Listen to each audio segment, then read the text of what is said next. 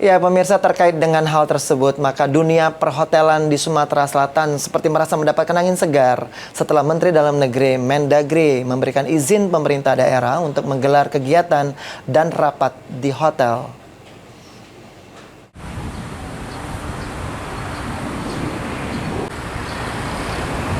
Setelah Menteri Dalam Negeri memberikan izin bagi para aparatur sipil negara dan pemerintah daerah Pemda untuk menggelar kegiatan hingga rapat di hotel, dinilai akan memberi dampak positif dan membawa angin segar bagi industri perhotelan yang sebelumnya terdampak dari efisiensi anggaran pemerintah.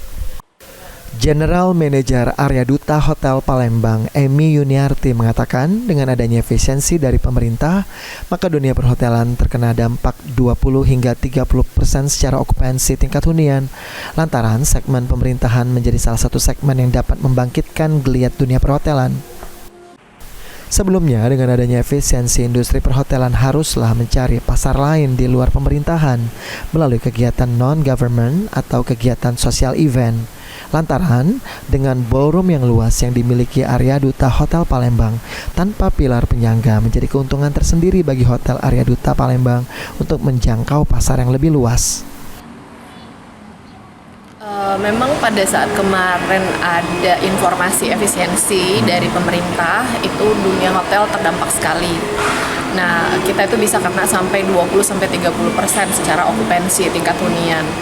Tapi ketika kemarin kita dapat informasi juga bahwa dari Kemendagri sudah mengizinkan bahwa untuk pemerintahan boleh melakukan kegiatan lagi di hotel, bagi kita menyambut baik karena itu angin segar untuk bisnis ataupun pertumbuhan perhotelan ke depannya gitu. Karena nggak bisa kita pungkiri, segmen pemerintahan merupakan salah satu segmen yang bikin dunia perhotelan itu menggeliat juga.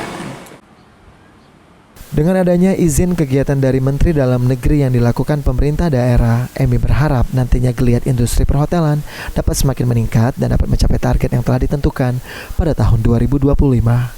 Eki Saputra, PAL TV.